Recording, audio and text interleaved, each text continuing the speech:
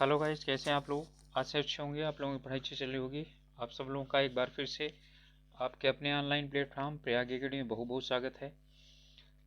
और आप लोग जैसा कि जानते हैं कि हम लोग उत्तराखंड लोक सेवा आयोग द्वारा आयोजित की जाने वाली ईओ परीक्षा और टैक्स एवं रेवेन्यू इंस्पेक्टर परीक्षा जो नगर निगम आदि के लिए हो रही है, उससे संबंधित हिंदी के एमसीक्यू प्रश्न कर रहे थे। इनमें से हम लोग 3 टेस्ट फुल कर चुके हैं। आज हम चौथा फुल टेस्ट करेंगे। तो चलिए शुरुआत करते हैं। शुरू करें तो इससे पहले आप लोगों से रिक्वेस्ट है कि अभी आप नए हैं या अभी तक आपने चैनल को सब्सक्राइब नहीं किया है तो प्लीज़ चैनल को सब्सक्राइब कर लीजिए और अपने ग्रुप्स में शेयर भी कीजिए, जिससे कि हम लोगों के साथ कुछ और लोग जुड़ना चाहें तो जुड़ करके और अपनी तैयारी यानी कि सही कर सकते हैं, तो उसमें और कुछ अतिरिक्त जोड़ सकते हैं। तो चलिए शुरू करते हैं। आज का पहला प्रश्न है, कौन सा अमानक वर्ण है। अमानक का मतलब जिसे अब माना नहीं जाता है। ये तो माना जाता है, ये भी माना जाता है, ये भी माना जाता है, लेकिन ये लिखा हुआ है। ये पहले जो है ना, जो झा है ना, चा छा जा झा, तो झा ऐसे लिखा जाता था, ठीक है। इसलिए और इसमें और भा में क्या होता था, जो है यानी कि समस्या होती थी, इसलिए इसे अब यानी कि अस्वीकार कर लिया गया। अब झा ऐसे लिखा जाने लगा, तो यही आपका हो जाएगा सी, अमानक। बहुत से ऐसे वर्ण हैं जिन्हें क्या कर दिया गया है, अमान्य कर दिया गया है, पहले वो लिखे जाते थे। हिंदी वर्णमाला के स्वरों की कुल संख्या कितनी है, ठीक है। तो हिंदी वर्णमाला में स्वरों की कुल संख्या पूछ रहा है, तो कुल संख्या कितनी है, 11 है। इनमें से कौन सा स्वर नहीं है, तो आप जानते हैं ये भी स्वर है, ये भी स्वर है, ये भी स्वर है, लेकिन ये वाला स्वर नहीं है। इसका मतलब कौन सा उत्तर हो गया हमारा, डी हो गया, ये स्वर नहीं है। इनमें से कौन सा टा वर्ग का नहीं है, तो टा वर्ग का कौन सा वर्ण नहीं है, तो टा के बाद ठा भी आता है, ढा भी आता है, णा भी आता है, लेकिन घा जो है ये का वर्ग का है, तो ये इसमें नहीं आता। तो हमारा उत्तर हो जाएगा डी, सजातीय संधि स्वर ध्वनियां कौन नहीं है।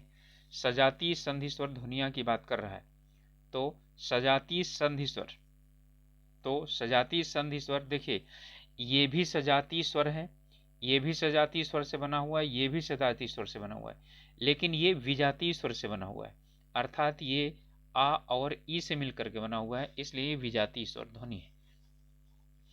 इनमें से कौन सा स्वर नहीं है, तो ये भी स्वर है, ये भी स्वर है, सॉरी, इसमें कह रहा है कौन सा स्वर है, तो इसमें हिंदी के स्वर की बात कर रहा है, तो हिंदी का स्वर यही है, ये नहीं है, ये नहीं है, ये भी संस्कृत का स्वर है, हिंदी का स्वर नहीं है, ठीक है। तो हमारा उत्तर हो जाएगा ए। इनमें से कौन सा वर्ण स्वर है, इनमें से स्वर कौन सा है, ओके, वही वाला प्रश्न क्या किया गया है, दोहरा दिया गया है, तो ए है इसमें। इनमें से कह रहा है अंतस्थ व्यंजन कौन सा है, ठीक है। तो अंतस्थ व्यंजन इनमें से कौन सा है, तो क्या ये अंतस्थ है, क्या ये अंतस्थ है या क्या ये अंतस्थ है, ये दोनों तो क्या है, स्पर्श व्यंजन है। अंतस्थ व्यंजन आपका क्या हो जाएगा, ये हो जाएगा।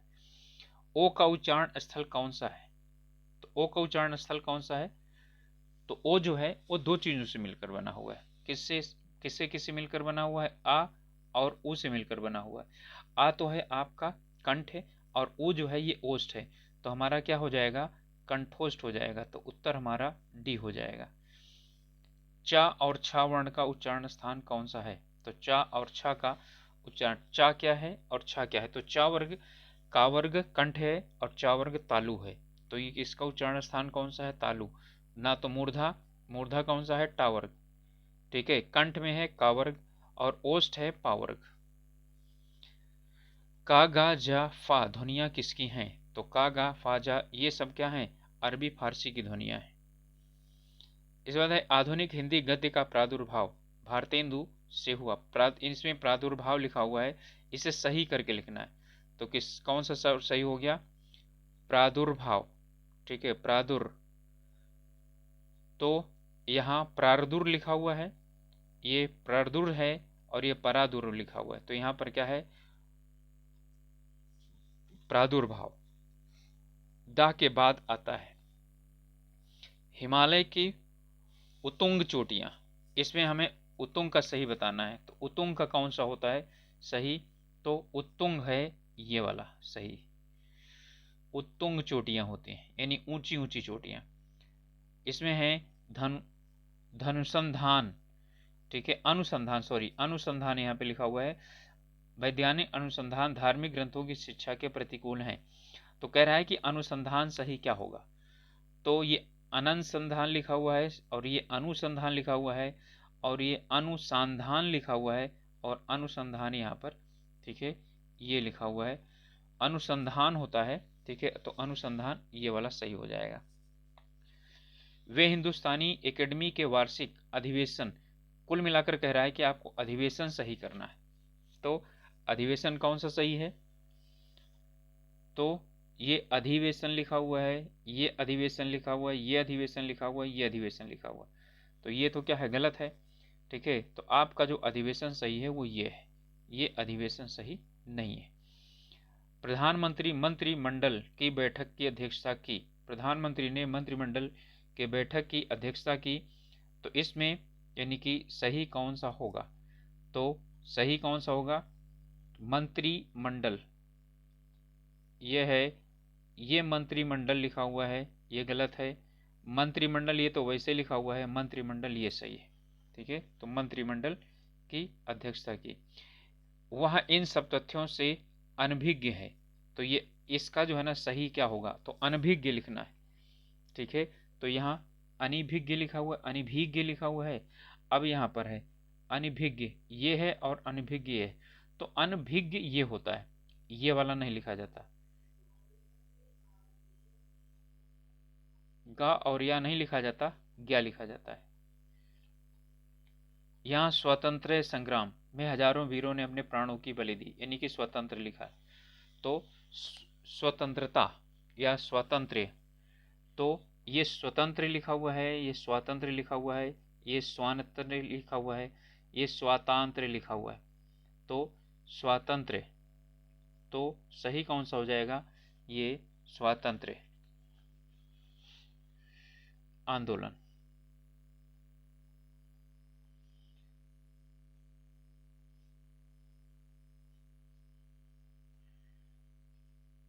भारतीय समाज का पुनरुत्थान शिक्षा के विकास से ही संभव है, तो इसका मतलब पुनरुत्थान सही लिखना है, तो यहाँ पुनर् लिखा है ना, ये गलत हो जाएगा, पुनरुत्थान, पुनरोत्थान, पुनरोत्थान, तो क्या हो जाएगा, पुनरुत्थान।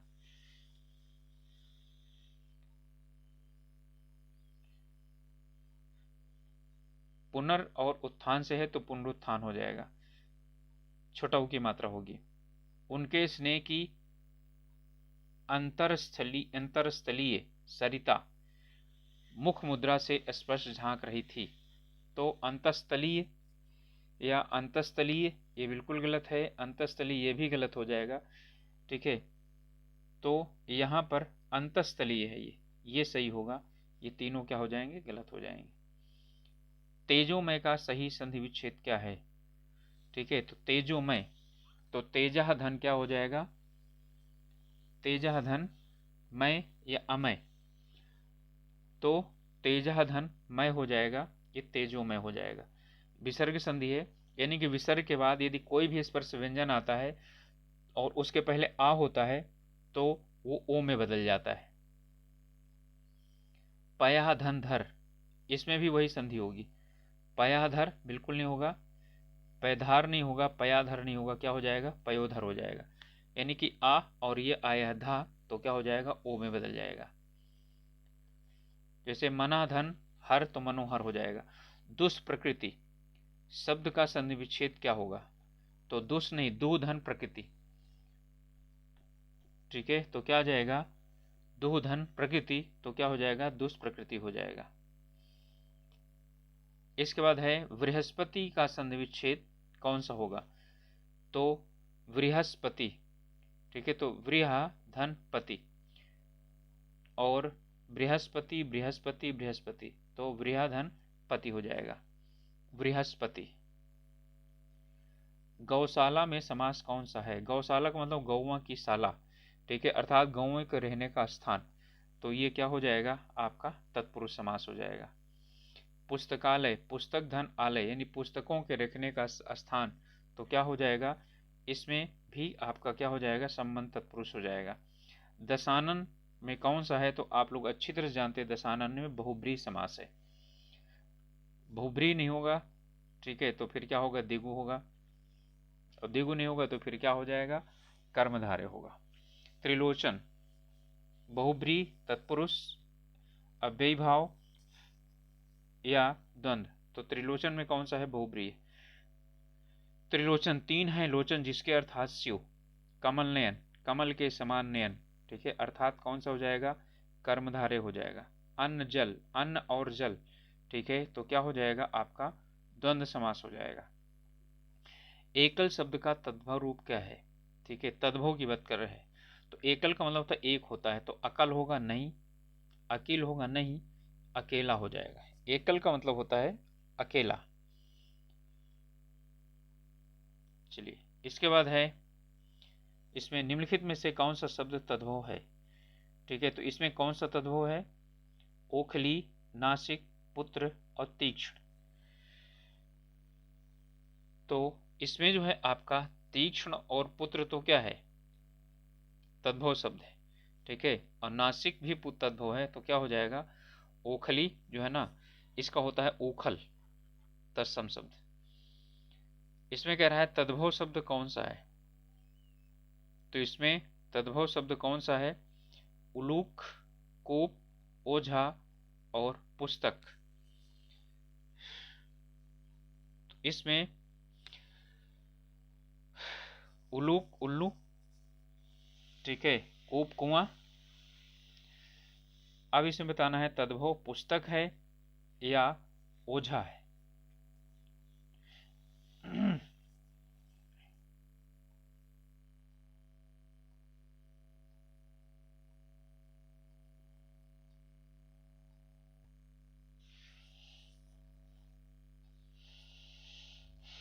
तो उलूक भी आपका तत्सम है, कोप भी है, पुस्तक भी है। ओझा जो है ये तद्भव है, इसका होता है उपाध्याय, ठीक है, इसका उपाध्याय होता है। इस ओट किस यानी श्रेणी का शब्द है, तद्भव है, तत्सम है, देशज है, विदेशी है, तो ये क्या है, तद्भव है, क्योंकि इसका होता है ओष्ठ।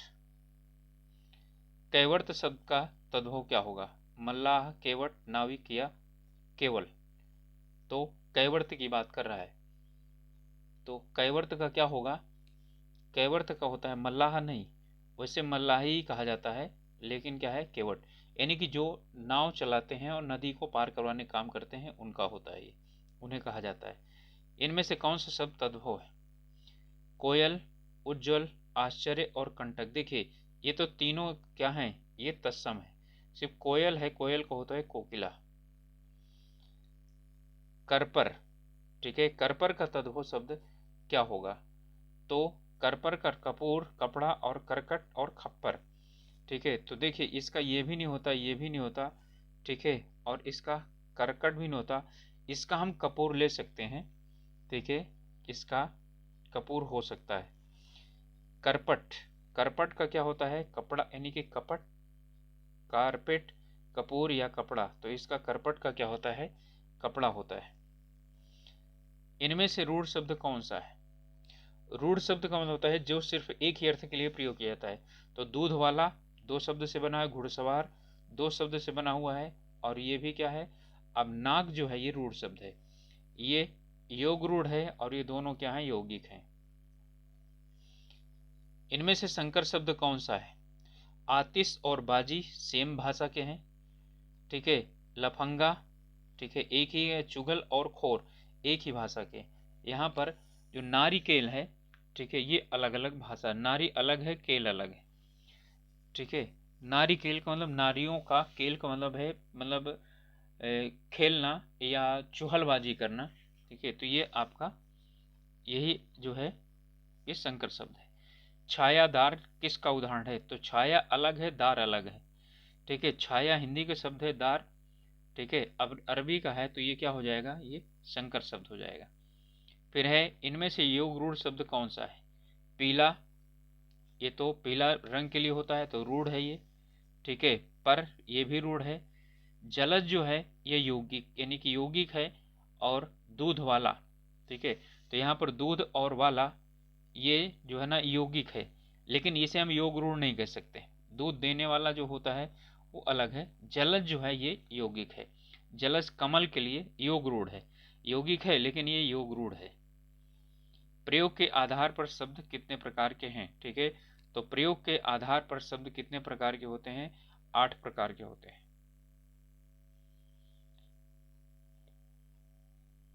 संज्ञा, सर्वनाम, विशेषण, क्रिया, क्रिया विशेषण, संबंध बोधक, समुच्चय बोधक और विस्मयादि बोधक। इनमें से कौन सा सही विलोम युग्म नहीं है, ठीक है। सदाचार का दुराचार, ये दुराचारी नहीं दुराचार होगा, यही गलत हो जाएगा। सम का विषम बिल्कुल सही है, समष्टि का व्यष्टि सही है, समर्थक का विरोधी भी सही। तो हमारा उत्तर क्या हो जाएगा, ए।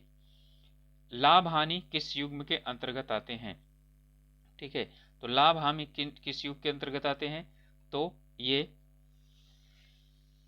लाभ हानि किस युग्म के रूप में अंतर्गत आते हैं, विरोधी युग्म, पर्यायवाची युग्म, निरर्थक युग्म या सार्थक और निरर्थक युग्म। तो किसमें आते हैं, विरोधी युग्म में। सार्थक और निरर्थक युग्म नहीं है इनका, ना निरर्थक और निरर्थक है, ठीक है। पर्यायवाची है नहीं, लाभ और हानि एक दूसरे के विरोधी नहीं, विरोधी का मतलब विलोम शब्द के रूप में। इनमें से असंगत यानी गलत विलोम शब्द कौन सा है, घात प्रतिघात सही है, प्रसारण संकुचन ये भी सही है, शाश्वत और सदैव ये दोनों समान है, और खग और मृग ये यानी कि ये भी विलोम शब्द अलग है, लेकिन ये शाश्वत का मतलब ही सदैव होता है, तो ये गलत है। इसके बाद है, इनमें से कौन सा विपरीतार्थक युग्म सही सुमेलित है। तो विपरीतार्थक कौन सा है, उद्योगी का अनुद्यत, औरस का जारस, ठीक है। आपका जो सही पूछ रहा है ना वो यही होगा, ठीक है। उच्छ्वास का अंतश्वास, ठीक है। उन्मत्त का, ठीक है, विमुख नहीं होता है।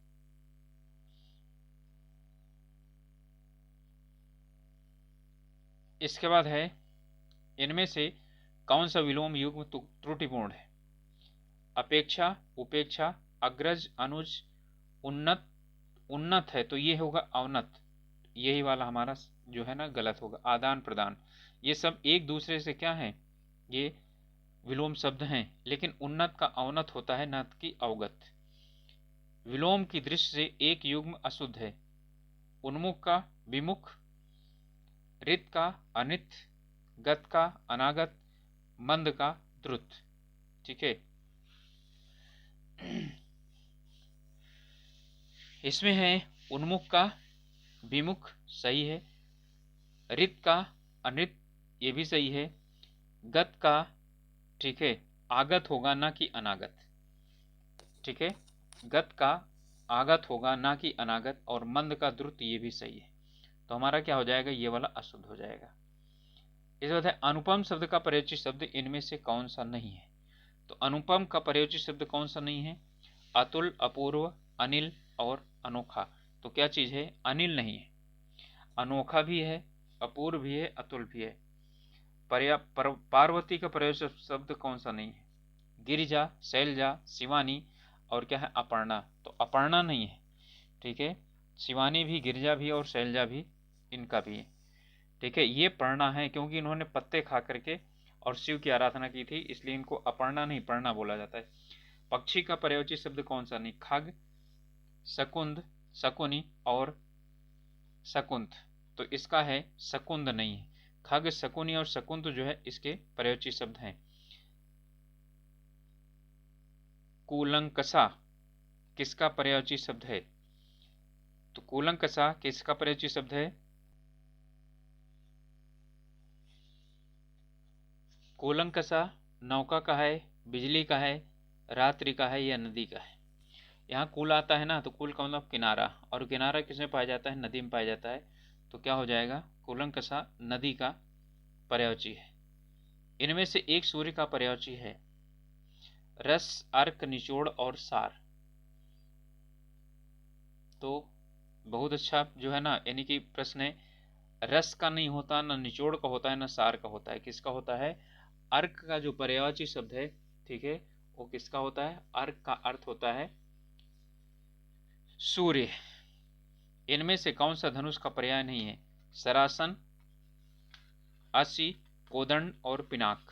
ठीक है, तो क्या होता है, असी जो है ये इसका पर्यायवाची नहीं है, सरासन, कोदंड और पिनाक दोनों है, यानी तीनों है। इनमें से एक पतवार का पर्यायवाची नहीं है।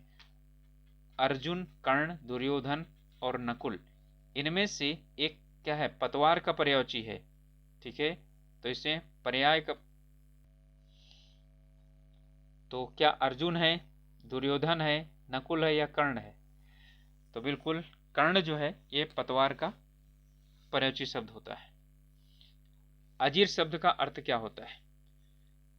युवा, वार्धक्य या जरावस्था या, ठीक है, आंगन।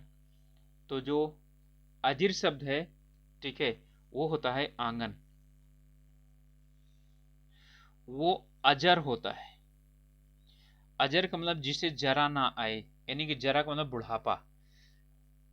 ठीक, जिसे जरा ना आए उसे बोलते हैं बुढ़ापा, और अजर का मतलब जिसे बुढ़ापा ना आए। ठीक है, तो अजर का मतलब बुढ़ापा ना आना।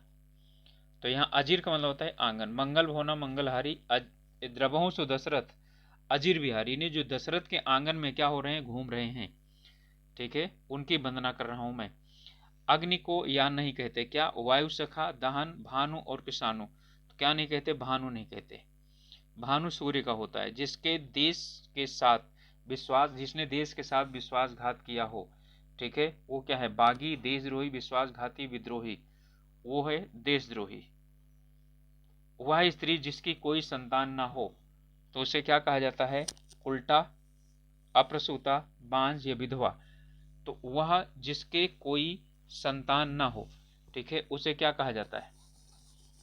उसे बांझ नहीं कहा जाता, ठीक है, उसे बोला जाता है अप्रसूता। ठीक है, जिसके क्या हो? बच्चा ही ना पैदा होता हो, संतान पैदा ना होती हो, उसे बांझ कहते हैं। पत्र या प्रश्नादि के उत्तर की अपेक्षा करने वाला, ठीक है, तो क्या उसे उत्तरी बोला जाता है, उत्तरायणी बोला जाता है, उत्तराधिकारी बोला जाता है, उत्तरापेक्षी बोला जाता है? तो उसे बोला जाता है उत्तरापेक्षी। उत्तराधिकारी का मतलब है कि, यानी कि मतलब कि पिता के बाद जो क्या है अधिकारी होता है, उसे बोलते हैं उत्तराधिकारी। अब ऐसा कोई जरूरी नहीं है कि राजा का ही हो, घर का भी होता है, जमीन का भी होता है उत्तराधिकारी, जिसके समान दूसरा ना हो। तो अलौकिक, अप्रतिभा या स्वर्गिक या अप्रतिम, तो होता है अप्रतिम। ठीक है, अलौकिक का मतलब है जो इस लोक से संबंधित ना हो, ठीक है, जिसमें प्रतिभा ना हो, अप्रतिभा, और स्वर्गिक, स्वर्ग के जैसा।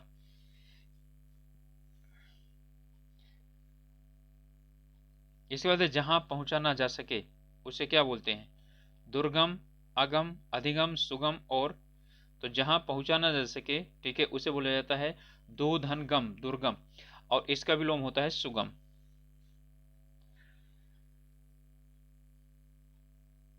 जो बहुत बातें करता हो उसे क्या बोलते हैं?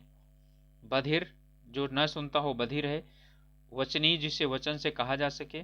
बहुज्ञ और बहुभाषी।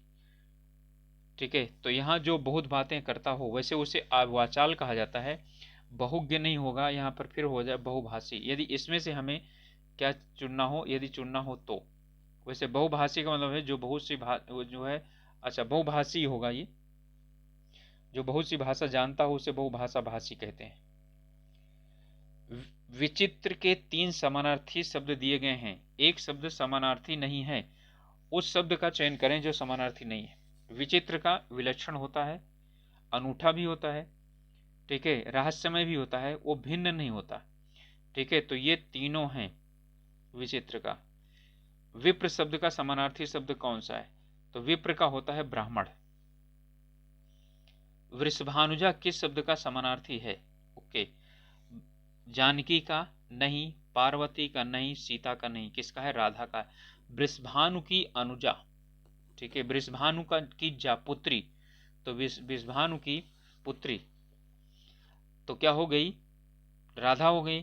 अब वृषभ की अनुजा, वृषभ और अनुजा, तो वृषभ की अनुजा अर्थात गाय, तो वृषभानुजा में यानी 2 अर्थ निकलते हैं, एक राधा और दूसरा गाय, और इसी कारण होता है यहाँ पर ठीक है, एक ही के दो शब्द जब यानी दो अर्थ निकले एक ही शब्द के, तो वहां पर क्या होता है, श्लेष अलंकार होता है। सतर्कता शब्द का समानार्थी शब्द इनमें से कौन सा है? उचित, समझदारी, मुस्तैदी और सार्थकता। तो सतर्कता क्या होता है? मुस्तैदी होती है। सौमित्र शब्द का समानार्थी शब्द कौन है? सौमित्र का मतलब है सुमित्रा का पुत्र। तो क्या अर्जुन है, भीम है या राम है? तो कौन है? लक्ष्मण है, सौमित्र। असाध असाधु का यानी कि विकल्प चुने। तो असाध और असाधु, असाधु का मतलब होता है दुष्ट। ठीक है, तो यहाँ पर क्या है, दुष्ट सिर्फ एक ही जगह है और यहाँ है, तो सीधा ये निकल जाएगा। ठीक है, तो असाध का मतलब है जिसे साधा न सके अर्थात कठिन।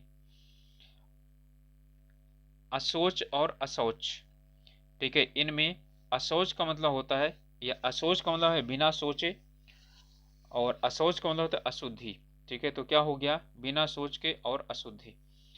आयुक्त और आयुक्त शब्द का विकल्प चुनना है। तो आयुक्त का मतलब होता है कमिश्नर, वो जानते हैं। आयुक्त का मतलब होता है अनुचित, आयुक्त। ठीक है, तो क्या हो जाएगा ये, अनुचित और कमिश्नर। इति और इति, तो इति का मतलब होता है अथ और इति, इति का मतलब समाप्ति। तो अब यहाँ पहला वाला जहाँ समाप्ति आया होगा वही वाला हो जाएगा। तो इति का मतलब होता है बाधा। तो समाप्ति और बाधा, तैयार और दानशील नहीं, भोगना और जल भी नहीं, ऋण और ठीक भी नहीं। अगला प्रश्न है इंदिरा और इंद्रा। ठीक है, इनमें से दोनों में सही विकल्प चुनना है। ठीक है, तो इंदिरा किसको कहा जाता है? इंदिरा कहा जाता है लक्ष्मी को। ठीक है, तो भोजन भी नहीं, चंद्रमा भी नहीं, आईना भी नहीं, तो लक्ष्मी। और इंदिरा क्या होती है? ब्रह्मांडी होती है, सॉरी इंद्राणी। ठीक है, यानी कि इंदिरा इंद्राणी है और इंदिरा जो है वो कौन है? लक्ष्मी है। चंद्र लगना मुहावरे का अर्थ क्या है? चंद्र लगना, चंद्रग्रहण लगना, अत्यधिक सुंदर लगना, शुक्ल पक्ष का आना, या मरते समय मनुष्य की आंखों का खुला रह जाना। ये शायद पहली बार आप लोग सुन रहे होंगे। इसका मतलब होता है मरते समय मनुष्य की आंखों का खुल जाना है चंद्र लगना, यानी कि मरते समय खुला रहना आंखें चंद्र लगना कहा जाता है। चौथ का चंदा होना, ठीक है, क्या होता है? किसी के लिए अशुभ होना, किसी के लिए शुभ होना। चौथ में चंद्रमा चंदा वसूलना नहीं, चौथ का चांद सुंदर होता है। ठीक है, ये यानी जहां पर सेम हो वो नहीं होगा। अब यह है कि क्या होता है? किसी के लिए शुभ होना, यही आ जाएगा आपका, किसी के लिए शुभ होना। वही चौदहवीं का चांद जिसे बोला जाता है। अच्छा होना, ठीक है। चोर के पैर नहीं होते मुहावरे का अर्थ क्या है? पापी का मन स्थिर होता है, स्थिर नहीं। पापी का मन अस्थिर होता है, हो सकता है।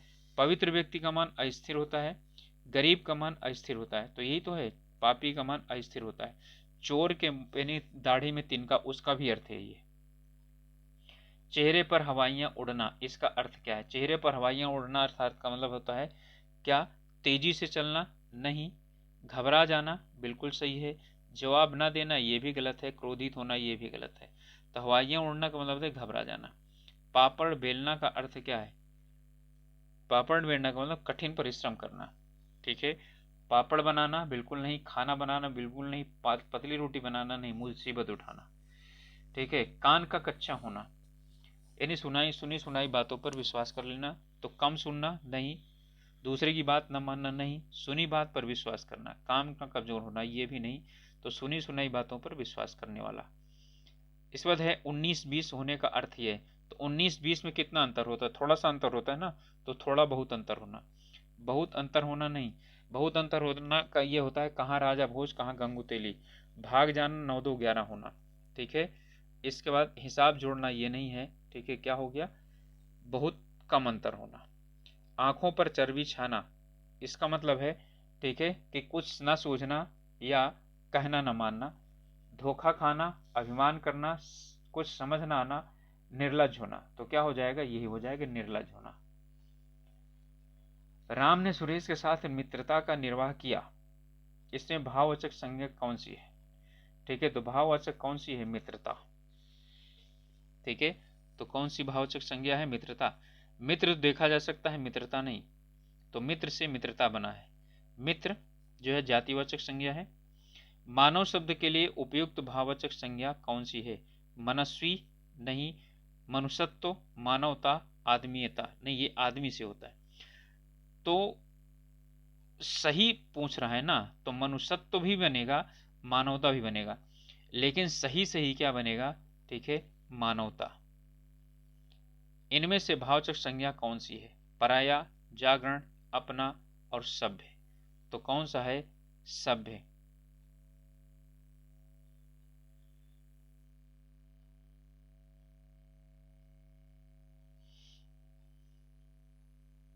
इसके बाद है लहर किस प्रकार की संज्ञा है? समूहवाचक, भाववाचक, जातिवाचक या व्यक्तिवाचक? तो गंगा की क्या होती है? लहर। समुद्र की लहर, तो कौन सी हो जाएगी? लहर किस प्रकार की संज्ञा है? तो जातिवाचक संज्ञा है।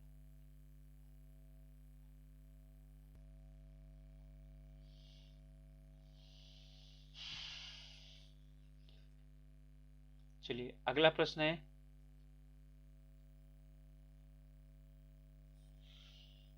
इसके पहले वाले क्वेश्चन मुझे कुछ थोड़ा सा वो है, पराया धन, अपना तो जो है ये उसका है, यानी कि हमारा सर्वनाम, सभ्य व्यक्ति, सभ्य मनुष्य, ठीक है, तो ये शायद तो इसमें आएगा नहीं। भाववाचक संज्ञा मुझे लगता है जागरण होना चाहिए, जागना से जागरण बना है, भाववाचक संज्ञा ही होगा, ठीक है, भाववाचक संज्ञा जागरण होगा। इसके लिए माफी चाहता हूं। श्रोता के लिए किस सर्वनाम का प्रयोग किया जाता है? श्रोता, तो श्रोता क्या होता है? मध्यम पुरुष होता है। तो मध्यम पुरुष, उत्तम पुरुष तो क्या होता है? वक्ता होता है, ठीक है, और मध्यम पुरुष क्या होता है? ठीक है, जो सुनता है उसे श्रोता कहा जाता है। अन्य पुरुष जहां उपस्थित नहीं होता, तो क्या हो गया? श्रोता, मध्यम पुरुष। हिंदी के अन्य पुरुष के निश्चयवाचक सर्वनाम का अभिकारी, कह रहा है अन्य पुरुष के निश्चयवाचक सर्वनाम का अविकारी रूप है। तो अविकारी रूप का मतलब क्या हुआ? यानी कि जिसका विकार क्या है? नहीं बदलता, यानी जो बदलता नहीं है, ठीक है, तो क्या वह है?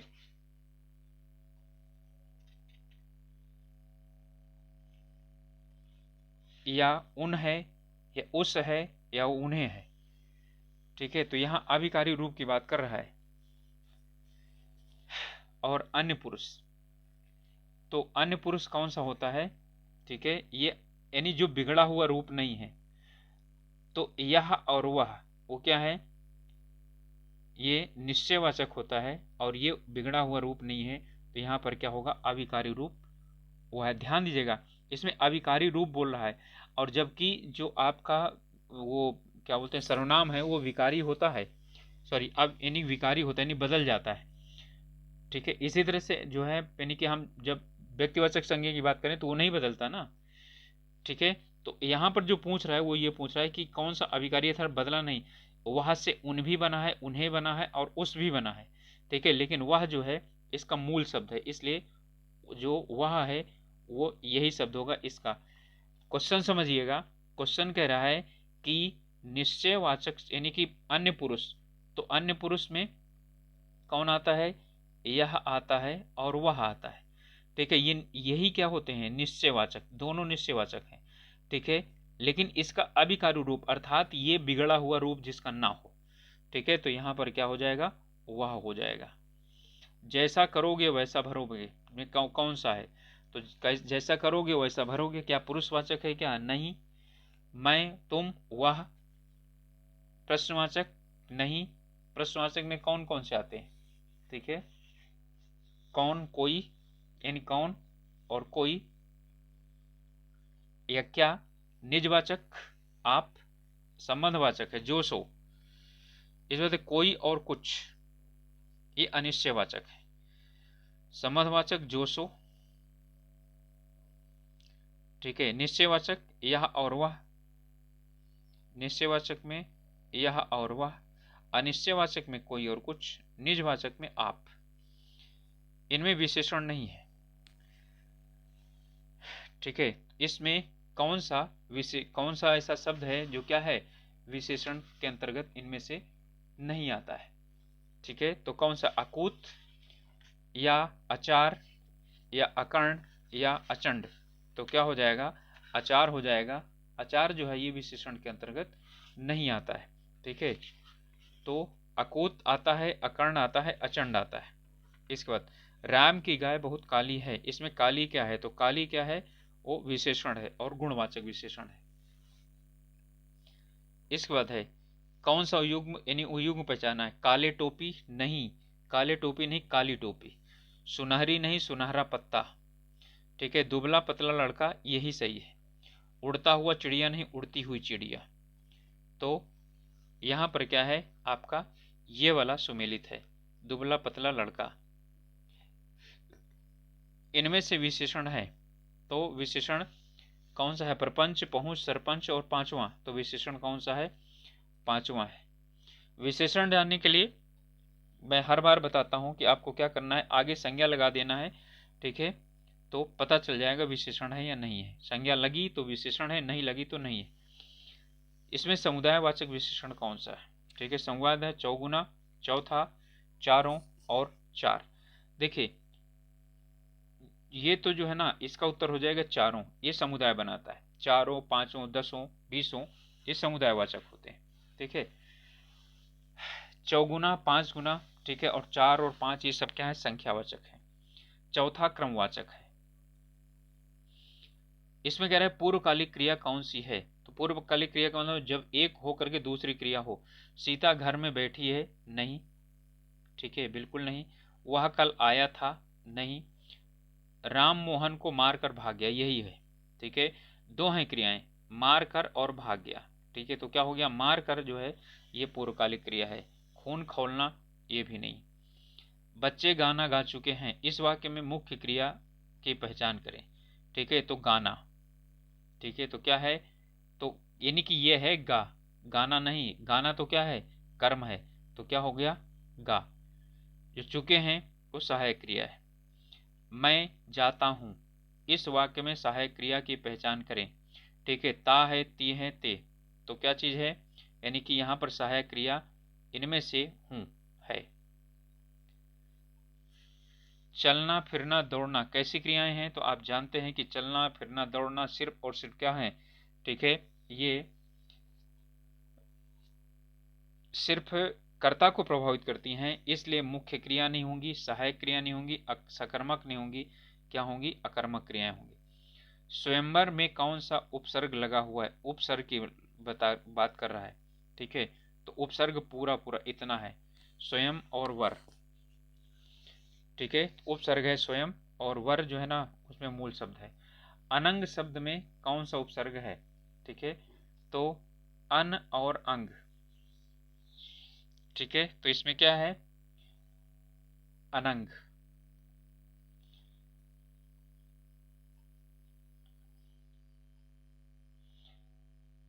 इनमें से है, निम्नलिखित में से कौन सा शब्द उपसर्ग से किसका निर्माण नहीं हुआ है। ठीक है, इनमें से उपसर्ग का निर्माण किसका नहीं हुआ, अवसाद का, उन्नति का, सज्जन का या प्रहार का। तो इसमें उपसर्ग की बात कर रहा है, तो क्या अवसाद, सत और प्रहार। ठीक है, तो इनमें कौन सा ऐसा है जिनमें की उपसर्ग नहीं लगा है।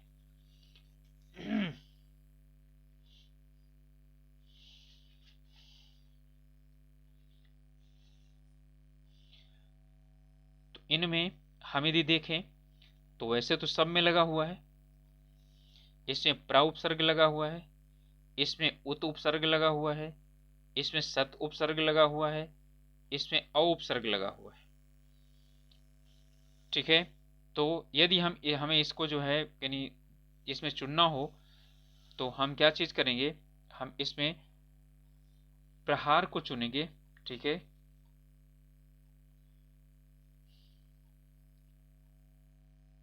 उपसर्ग युक्त कौन सा नहीं है, बिल्कुल, गैर हाजिर, पृष्ठांकित और अचेतन।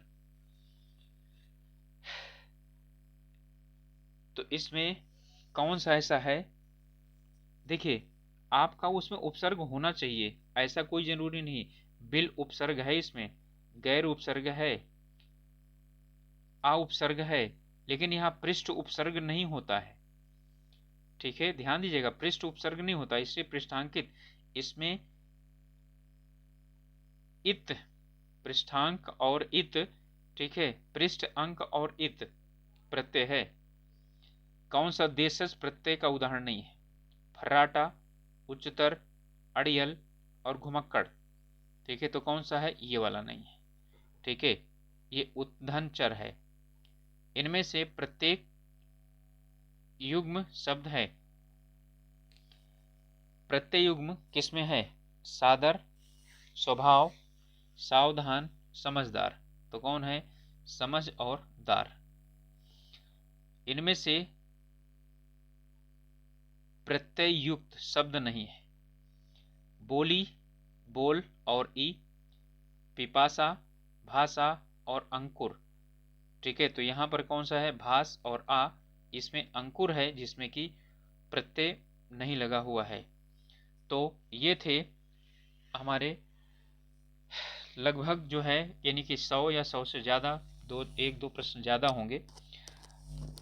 अभी तक आप लोगों ने यदि चैनल को सब्सक्राइब नहीं किया है तो प्लीज़ सब्सक्राइब कर लीजिए। नए हैं तो भी आप लोग क्या करिए, सब्सक्राइब करिए, अपने ग्रुप्स में शेयर कीजिए, जिससे कि कुछ और भी लोग हम लोगों के साथ जुड़ना चाहें तो जुड़ सकते हैं। तो हम लोगों का प्रयास कैसा है ये ज़रूर बताइए। ठीक है, मिलेंगे अगले वीडियो में, तब तक आप लोग अपना रिवीजन कीजिए और जीएस का भी ध्यान दीजिए, लेकिन हिंदी को आप लोग कम मत समझिए, हिंदी ही सिलेक्शन करवाएगी। ओके, मिलेंगे अगले वीडियो में, तब तक के लिए ऑल द बेस्ट।